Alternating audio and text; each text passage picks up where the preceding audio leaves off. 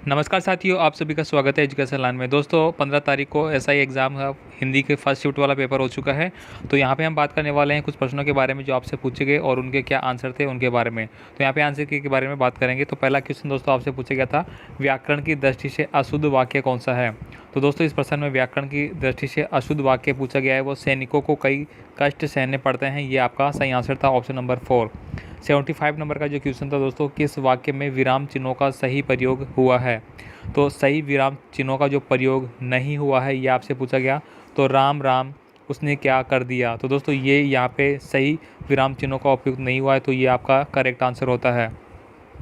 अगला देखिए दोस्तों, नेक्स्ट क्वेश्चन आपसे पूछा गया था, किस विकल्प में सभी स्त्रीलिंग शब्द है। 79 नंबर का जो क्वेश्चन है दोस्तों, 76 नंबर का। तो स्त्रीलिंग कौन कौन से हैं यहाँ पे। तो दोस्तों ये है आपके चील, चौंक और कोयल, ये दोस्तों आपका स्त्रीलिंग है सारे, तो ये आपका सही आंसर होता है। अगला देखिए दोस्तों, आपसे पूछा गया था, घर घर मिट्टी के चूल्हे लोकोक्ति का भावार्थ क्या है। तो दोस्तों घर घर मिट्टी के चूल्हे लोकोक्ति का भावार्थ है, हर आदमी के साथ कुछ ना कुछ कमी, बुराई या कठिनाई लगी रहती है। अगला देखिए, टका साथ जवाब देने का भावार्थ क्या होगा। 78 नंबर का जो क्वेश्चन है, स्पष्ट नकारात्मक उत्तर देना। तो ये आपका सही आंसर हो गया, ऑप्शन नंबर ए। 79 नंबर का जो क्वेश्चन है दोस्तों, इसमें पूछा गया था कि गलत कथन कौन सा है। तो सामान्य वाक्य के अंत में पूर्ण विराम प्रयोग किया जाता है। मनोविकास सूचित यहाँ पे किसी रचनाकार के उपनाम और रचना के साथ किया जाता है, या फिर यदि एक ही वाक्य में कई सूचक उपवाक्य होते हैं। इस तरह का क्वेश्चन आपसे पूछा गया। अगला देखिए दोस्तों, 80 नंबर का जो क्वेश्चन आपसे पूछा गया था कि किस विकल्प में एंडोर्समेंट का समकक्ष हिंदी परिभाषित शब्द नहीं है। तो 80 नंबर का जो क्वेश्चन होगा दोस्तों, उसका सही आंसर था यहाँ पे मूल्यांकन। ठीक है। अगला देखिए, किस विकल्प में दिए गए परिभाषित शब्द का समकक्ष हिंदी परिभाषित शब्द नहीं है। यानी हिंदी परिभाषित शब्द उसका नहीं है। एक्सीलेशन का त्वरण होता है, ये बिल्कुल सही है। और डाइवर्जन यानी विषयांतर अलग करना। ऑब्जेक्टिव यानी पूरक पुस्तक होता ही है, लेकिन यहाँ पे एक्सेस का आधिक्य नहीं होता है। तो आपका ऑप्शन नंबर 2 करेक्ट आंसर है। अगला देखिए, किस विकल्प में उल्लिखित अंग्रेजी परिभाषित शब्द का समकक्ष हिंदी परिभाषित नहीं है। तो दोस्तों इस यहाँ पे अश्लील जो दे रखा आपका ऑप्शंस, तो ये आपका गलत होगा यहाँ पे। तो ये प्रश्न सही है आपका 82 में। अगला देखिए दोस्तों, पीला शब्द का हिंदी परिभाषित शब्द नहीं है, ये आपसे पूछा था। तर्क, अभिवाचन, सुसंगत कथन या दलील। तो दोस्तों इसका सही आंसर ऑप्शन नंबर 3 सुसंगत दलील सॉरी कथन। बीजारोपण करना का भावार्थ है। तो दोस्तों ये कल भी पूछा गया था प्रश्न, और इसका आंसर है दोस्तों आरंभ करना। ऑप्शन नंबर 3 आपका करेक्ट आंसर है। अगला देखिए दोस्तों, 85 नंबर का जो क्वेश्चन है, किस विकल्प में अंग्रेजी परिभाषित शब्द का समकक्ष हिंदी परिभाषित शब्द सही है।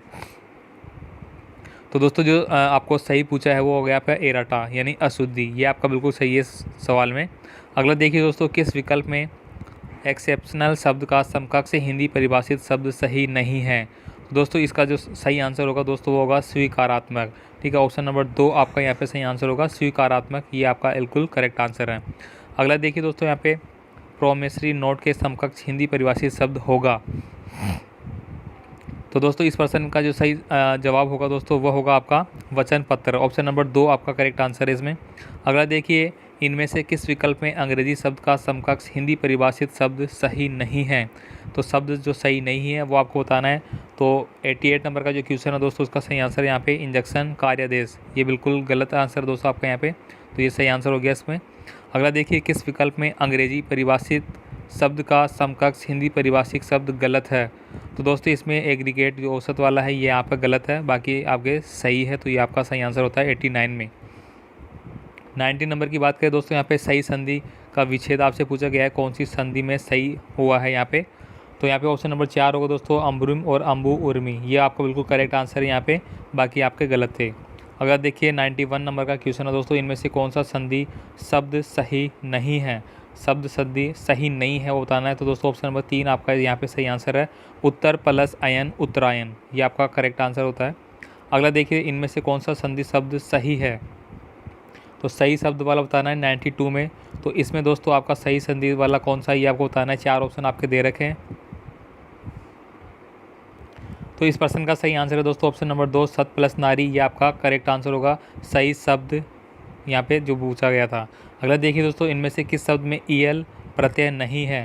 तो दोस्तों नारियल जो शब्द है उसमें ईएल प्रत्यय नहीं लगा, तो ये आपका करेक्ट आंसर है, बाकी इनमें लगे हुए हैं। किस शब्द में आउट प्रत्यय नहीं है। तो आवट प्रत्यय से नहीं बना शब्द आपको बताना है। तो दोस्तों महावट जो शब्द है उसमें आवट प्रत्यय नहीं है। दोस्तों आपको कभी ऐसे प्रत्यय और उपसर्ग अलग करना हो तो मूल शब्द आप अलग कर सकते हैं। जैसे मिलावट में हो गया, यहाँ पे मिलावट में जैसे मिलाना हो गया, ठीक है। और सजावट में दोस्तों आ गया सज, सजना, ठीक है। मूल शब्द बनावट में दोस्तों बनना हो गया। लेकिन महावट में अगर महा, तो यहाँ पे कुछ बन नहीं रहा महा, इसलिए इस तरह से आप अलग कर सकते हैं। उच्छिष्ट शब्द का संधि विच्छेद क्या होगा? तो दोस्तों इस शब्द का जो सही संधि विच्छेद होगा दोस्तों वह उत प्लस शिष्ट होगा, यानी हलंत वाला जो उत है वो आपका करेक्ट आंसर है।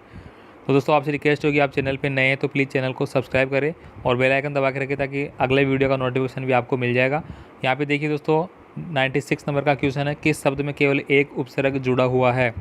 कौन सा शब्द ऐसा है जिसमें एक ही उपसर्ग जुड़ा हुआ है? तो ऐसा है दोस्तों आपका अभिभावक।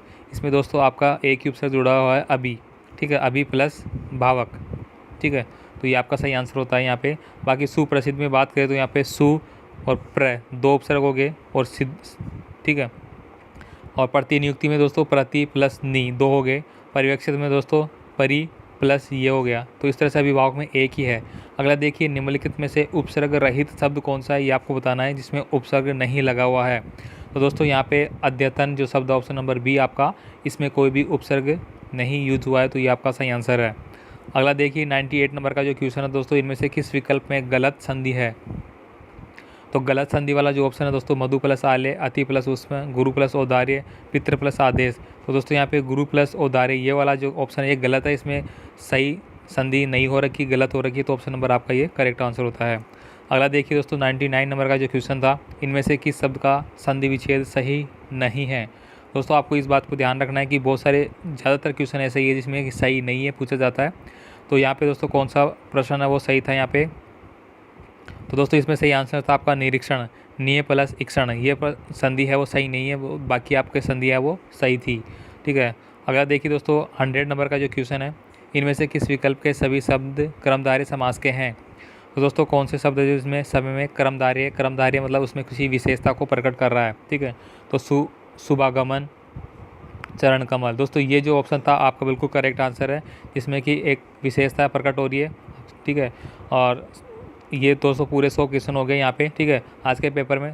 तो दोस्तों नेक्स्ट जो आपका जीके का क्वेश्चन होगा उसमें भी आपको आंसर की बता देंगे जो भी पर्सन होंगे उनके बारे में। तो आप वीडियो को शेयर करें, लाइक करें और चैनल को सब्सक्राइब जरूर करें। धन्यवाद दोस्तों।